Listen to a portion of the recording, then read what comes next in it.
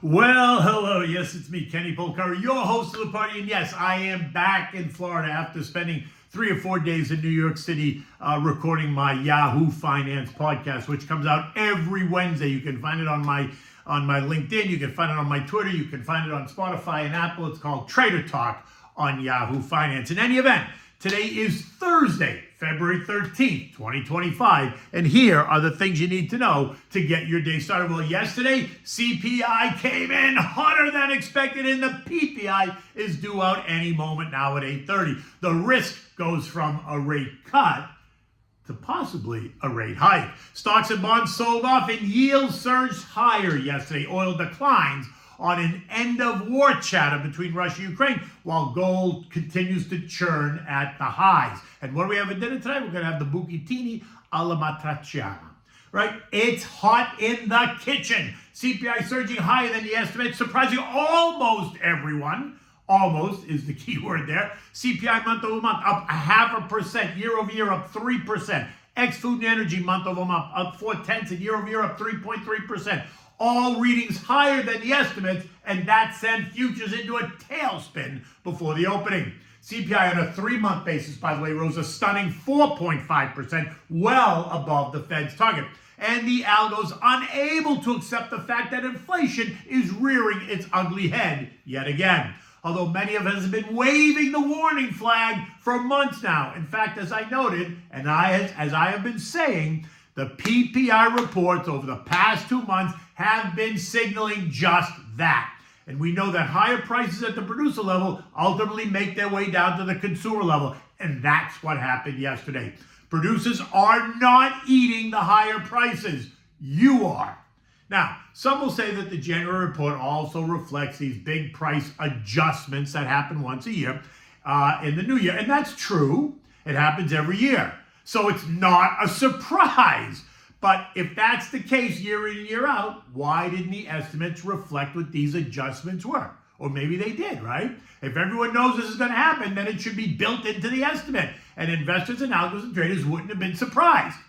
Clearly, it goes beyond the adjustment. Garish, yesterday's hot read was not about the adjustment at all. Now, before you go and blame the new administration, let's just remind ourselves that JJ and the FOMC committee made a premature, aggressive rate cut in September, right? Which is stimulative, just weeks ahead of the election, followed by 2 more cuts in November and December, right? Further stimulation, something that we've been arguing about, saying that the labor market was going into distress, something that did not happen at all. And by the way, you could argue that it really wasn't happening at all. At the time, I made it clear that I thought it was a mistake. I ranted and I raved about the logic, and I reminded you that in 1979, the Fed also made a premature decision to cut rates because they too thought that they had slayed the inflation monster. How'd that work out? The answer is not so good.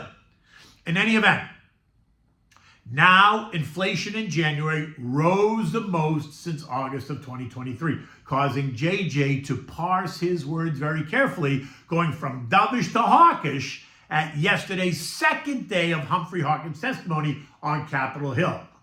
And yesterday he made it very clear, and this is where it kind of gets a little bit antsy. He said yesterday that while the central bank has made substantial progress towards taming inflation, there is still more work to do, so we want to keep policy restrictive for now, which is very different from what he said on Tuesday when he appeared on day 1 of the testimony saying that the central bank needed to be patient before lowering borrowing costs further as the economy remains strong. So you see, it's that word restrictive, right, that suddenly that he put into the sentence.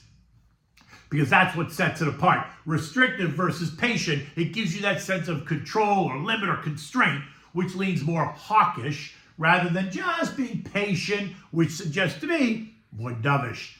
In any event, it was what it was. And stocks, that's all the market needed to hear. And stocks sold off in the pre-market, and then they sold off all throughout the day. Right? Although the buy the dippers did come in to rescue the tech and the NASDAQ as that one fell out of bed. At the end of the day, the Dow lost 225 points. The S&P fell 16 points. The NASDAQ actually ended up gaining 6 points. The Russell gave up 20 points. The Transports lost 60 points.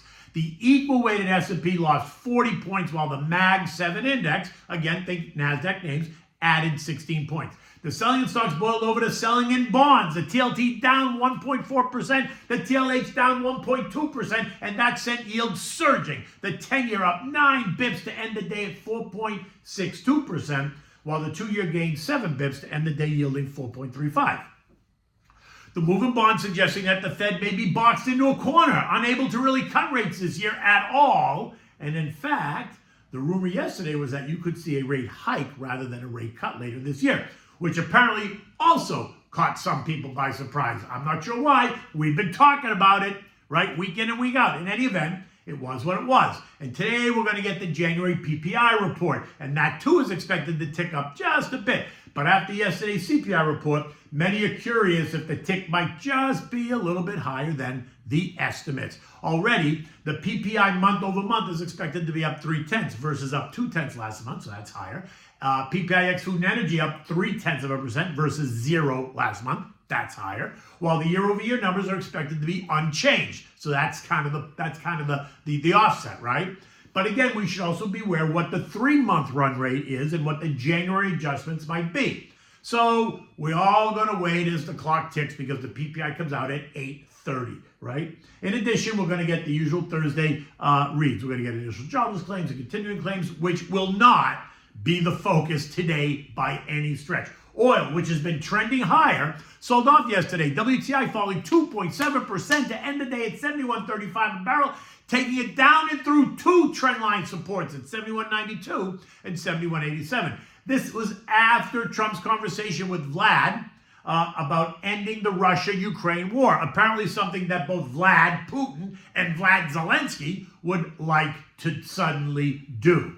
This, by the way, will give Vlad Zelensky time to spend all that money we gave him that somehow ended up in some Swiss bank account. I don't know. We could talk about that at another time. In any event, so the move in oil was all about ending the sanctions on Russian oil if the fighting stops and peace is established. Remember, Russia is a major oil producer, so bringing Russia back online will bring more supply to the markets. That will cause oil prices to fall. That will help ease inflation across the board, right? Because the price of oil is directly tied to the pace of inflation. So think about it. Lower oil prices will cause manufacturing costs to decline. They'll cause transportation costs to decline. They'll cause electricity costs to decline. And that's going to be a direct benefit to the U.S. and the global economy.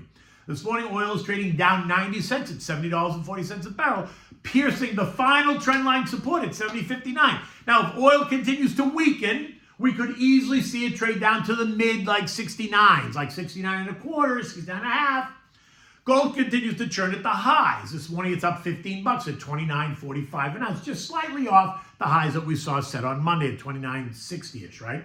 Now, you'd think that the Russia story would cause gold to back off, right?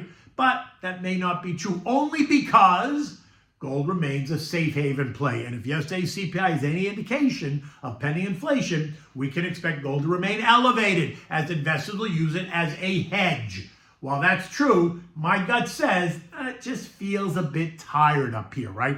The move year to date is dramatic. It's up 11% in the first 6 weeks of the year. This on top of last year's 25% move higher, which is dramatic for gold.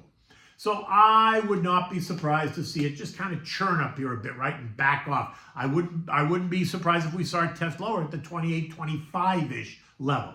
This morning futures are bouncing higher after the selling yesterday. Makes some sense, right? Just a little bit of a bounce ahead of today's PPI report, which suggests to me that the market may not overreact to the report unless it is substantially higher than what's expected. Dow futures up 50, SP's up 4, the Nasdaq's up 50, the Russell's ahead by 10.